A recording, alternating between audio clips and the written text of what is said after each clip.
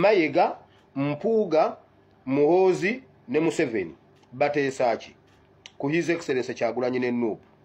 Mubiwulire bulungi mulaba bo bakwata abaana bakwata Akireewo ne bayisaawo ebbanga ne bakwata Gaddafi ne bayisaawo ebbanga ne bakwata Smart ne bayisaawo ebbanga bakutte Eddie Mutwe ne bayisaawo ebbanga Eddie Mutwe ne bamusuula kati ne bayisaawo ebbanga bagenda kusirika bigenda kubeera bwe bityo bagenda kukwata abaho bagenda kukwata Jamshid Kavuma bagenda kukwata Mbogo bagenda kukwata Ashraf Security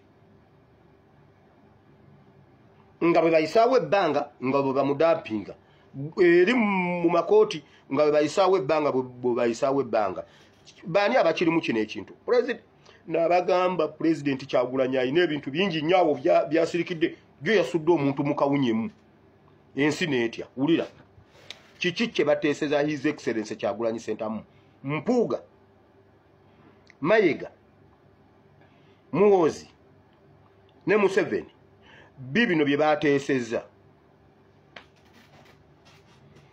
bamaze okufuna candidate wa eastern part of Uganda which is Nandala Mafabi. Lwakuba Nandala Mafabi wakati mu kumu exposing ennyo atandise okulowooza kukisuulawo kubanga agamba mbu bwe bamala okuteesa ebintu byabwe eri ne Museveni mbu bwe yamaze okuteesa ebintu ne Museveni nga bamaze obiteesa mbweno nga Museveni abimpa nze nenkuba Nandala Mafabi era Nandala Mafabi ali eyo mu buswavu ebugiswa atambula kiro yeekweka abantu mbuno ebintu byenjogera Museveni ate okubanga ampe ebintu bino mbu Museveni ye yabimpa nkube Nandala Mafabi kuba nabibaya nga yakava mu meeting bwati nembagamba nembabulira ebyambale heroes nembabulira script yonna nga bwegenda okutambula paka mu kulonda kakati jjo yagenze okulaba nga tubikomya bina nagamba bannange omwana oyo Museveni alabika amuwe ebintu ankube Nandala Mafabi atandise okulowooza ku kukivaamu ekyokwesimbawo ku bwa president bwa FDC okitegedde naye ye bamaze dde omufuna kubanga yali ssente zaabwe ateekwa okujja oba ayagala oba tayagala mwalabye tweet jjo Muhoozi gye yakoze n'agamba tebaagala kulaba ebyo bye tuwaanawaana Kyagulanyi Ssentamu simanyi ka Bobby tukawaanawaana kimuluma nga tumuwaana ekintu kyokka Bobby kyatali mu Uganda kyatali mu maaso gaffe Bobby si katonda waffe newankubadde Bayibuli egamba nti Mukama yafuula Musa katonda mu maaso ga Faraawo Musa yabeera katonda mu maaso ga Faraawo Alooni n'abeera nabbi we Mukama yagamba Musa nkufudde katonda mu maaso ga Faraawo genda otonde byonna by'oyagala kati His Excellency Kyagulanyi kyatasobola kufuuka ye katonda oli omunene naye era katonda yamufudde katonda ku mulembe gwaffe guno nga bwe yafuula Musa katonda mu maaso ga Faraawo kati offices endala zonna wansi w'enjuba president Kyagulanyi aziri oluvannyuma lwa Mayiga okusafoketinga kabaka waffe n'amuteeka eyo ne tuba nga tetumulabako buli lwe tulaba Kyagulanyi Ssentamu tujjukira kabaka waffe Ronald Muwenda Mutebi ne tuddamu essuubi nga tulaba omubanda yeetisse byonna Katikkiro buli lwajja n'ayogera ebyekisiru tulaba Kyagulanyi Ssentamu nga Buganda weeri nnamu newankubadde abaali balina okugifuula ennamu bagijjamu omukka bagezaako okugitta buli lwe tulaba Kyagulanyi Ssentamu tulaba Buganda ento etinta Buganda eri ku ntikko eri ku kavule buli lwe tulaba twekobenga efuuse ennyumba y'okusala ddiiru era bannange ebigimusa bya lwabwogo ng'ong'ong'ongo kasita tujja wano ku kavule tulaba twekobe yennyini ffe twekobe kavule tugirabanga twekobe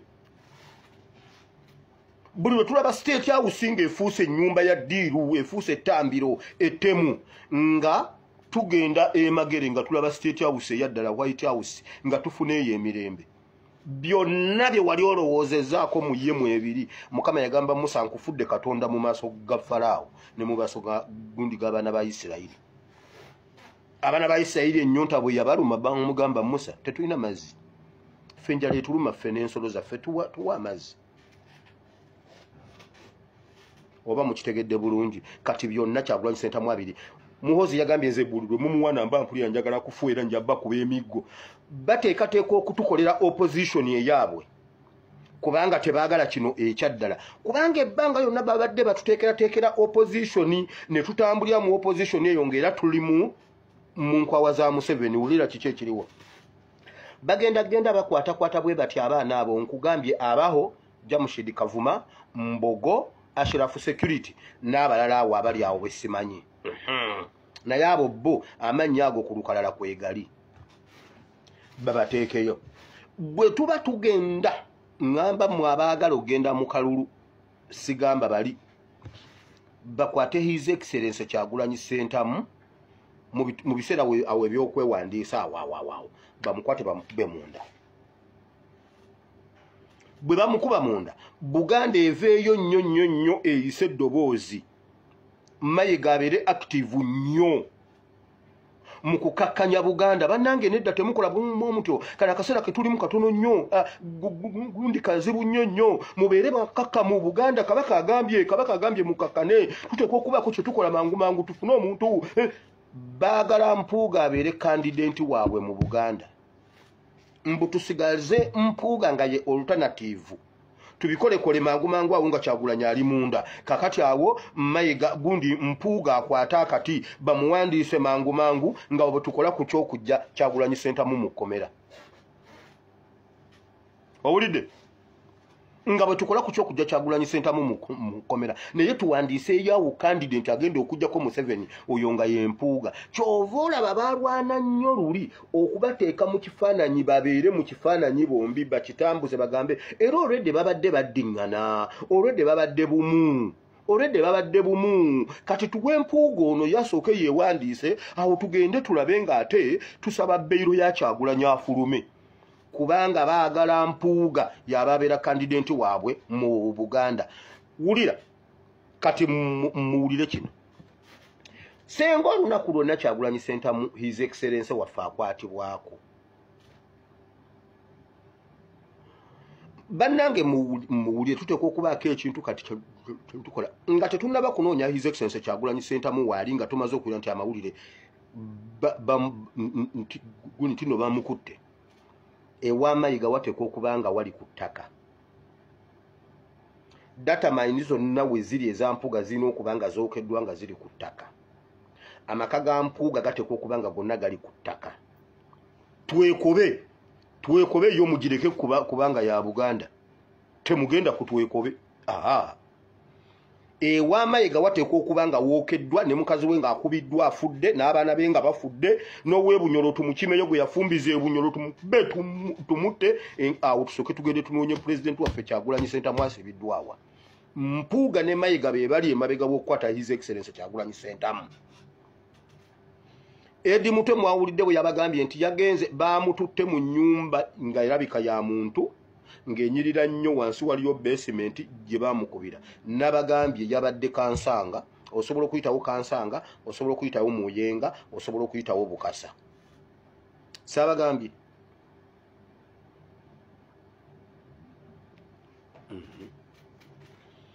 Mayiga Mpuuga be bali emabega w'okukola kyonna ekisoboka okulaba nga bakwata Kyagulanyi Ssentamu Mpuuga asobole okubeera nominated ku bwa president. Waliwo alina kyabuuza ku nsonga eyo nga sinagenda mu politics.